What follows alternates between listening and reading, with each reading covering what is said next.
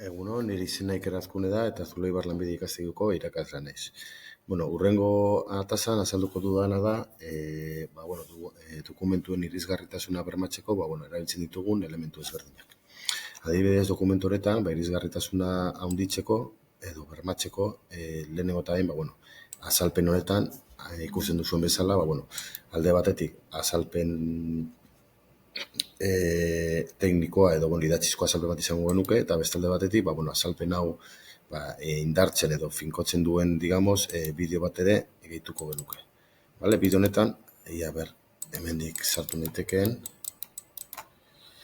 bideo honetan ikusiko duzuen bezala,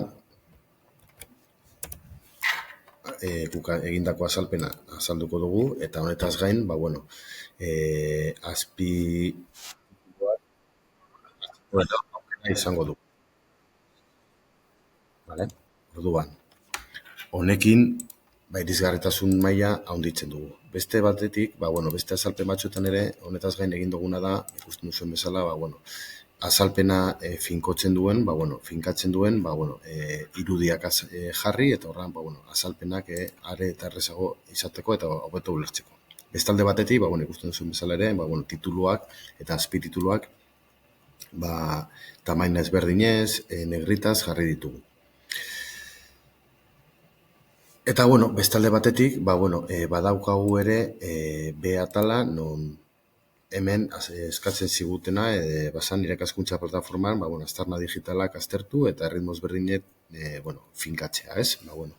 Ikusten duzuen bezala, alde batetik, guk erabiliko dugun erraminta Forms erraminta izango da. Erraminta honek ematen digun aukera da, alde batetik, plataforman ikasleak izan duen aztarna digitala ikusteko, zenbatan sartu duan bertara, eta beste alde batetik,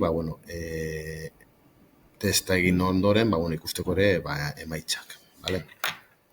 Orduan, bi parametro hauek kontutan izan da, egin duguna da, hiru multzotan banandu dugu taldea. Batetik, bi lau bizita egin dituztenak eta emaitza honak izan dituztenak, hauentzako egingo duguna da maila bat igon, eta ariketa gehigarri batzu jarri, baina maila bat igonez, kasu errealak aztertuko zituzketen. Bestalde batetik, 5-10 bizita egin, eta emaitza hon bat izan dutenak, hauek jarraituko zuten ariketa maila berdinan egiten, eta zalantzerik izatekotan, aurreko taldean, aurreko taldeari galdetuko zizkieten galdetegiak edo galderak edo zalantzak. Eta azkenik, 10 bizita baino gehiago edo eduki ondo ez dutena gainditu, talde batean sartuko genituzke. Honekin, gaia barriz atalka edo atal txikiagotan landuko genuke, eta pildora txikagotan jartzen duan bezala, eta gero, azkenik egingo luketena bai da, beti izango zuten, beste taldeak zalantzak argitzeko.